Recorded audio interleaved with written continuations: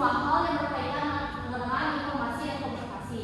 Menurut kalian nih, ketika menggunakan komputer, kesehatan dan keselamatan kerja itu penting nggak sih? Penting. Oke, kesehatan dan keselamatan kerja itu pada saat kita menggunakan komputer itu sangat penting. Namun pada umumnya aspek kesehatan dan keselamatan kerja pada penggunaan komputer kurang menjadi perhatian. Oke, sebelumnya ketika kita ke keselamatan kerja dahulu. Ketika kita menggunakan komputer, keselamatan kerjanya itu kita dapat terkena apa sih bahayanya? Bisa terkena sengatan listrik, Ibu. Oke, betul Fadila, tepuk tangan Fadila. Betul ya, dari sisi keselamatan kerja perlu diperhatikan bahwa komputer itu yang digunakan dan dibuka dengan listrik akan memicu terjadi risiko tersengat listrik. Untuk itu, pengaturan pada kabel listrik itu harus kita lakukan dengan sedemikian rupa dan dilakukan dengan seaman mungkin. Kesehatan kerja juga belum banyak orang yang menyadari dampak yang ditimbulkan dari penggunaan komputer. Masalah yang dimaksud yaitu penyakit-penyakit atau cedera yang lama secara terus-menerus. Kalian tahu gak sih dampak negatif menggunakan komputer itu apa aja? Mata menjadi lebih letih.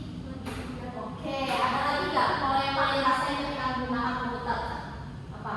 Boleh ya, badannya capek, Bu. Oke, benar. Mau tambahin gak sih? Oke, kita lanjut.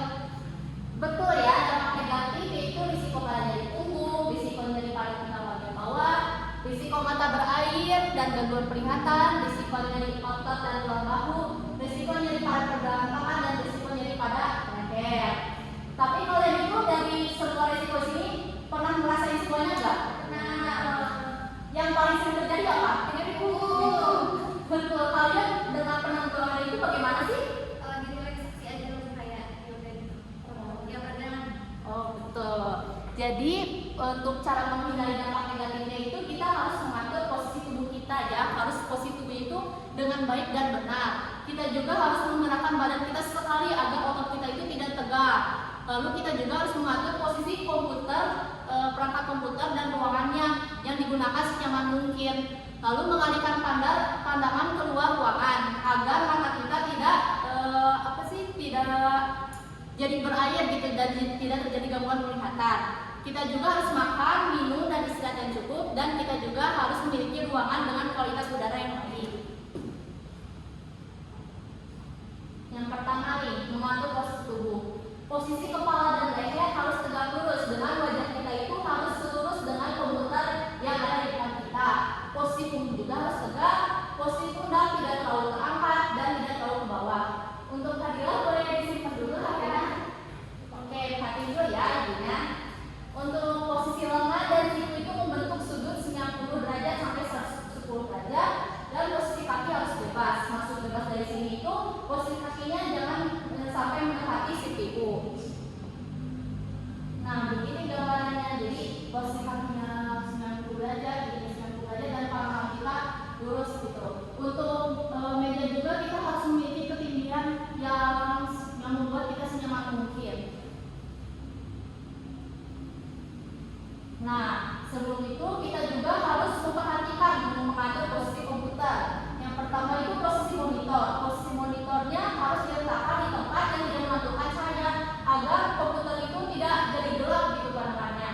Terus kita juga harus meletakkan monitor lebih rendah dari garis horizontal mata dan mengatur cahaya monitor agar ini itu semuanya untuk memperhatikan kondisi tubuh kita juga. Posisi keyboard itu harus diletakkan keyboard di tempat yang mudah dijangkau. Posisi mouse letakkan mouse sejajar dengan keyboard. Posisi meja kursi diusahakan yang mempunyai busa dan mempunyai saluran nyaman. Tinggi meja yang baik adalah 55 sampai 75 cm.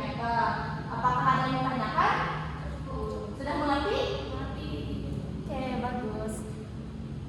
Nah, di sini juga kita harus memperhatikan cara menghubungkan perangkat, menghidupkan dan mematikan komputer. Menghubungkan perangkat komputer, yang pertama kita harus hubungkan kabel mouse terlebih dahulu dan keyboard dicolokkan sesuai warna di CPU. Warnanya apa aja coba? Tahu nggak? Terus biru, terus satu lagi 3 warna hitam. Betul, betul.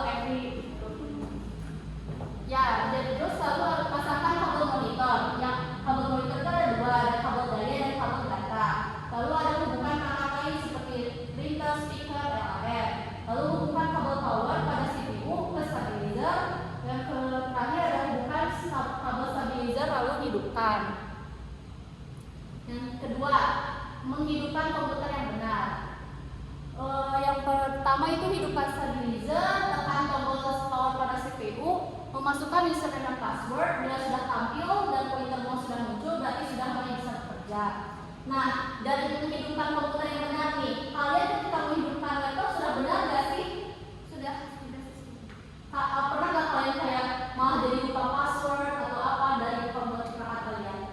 Nah, bagaimana cara kalian mengulangi itu?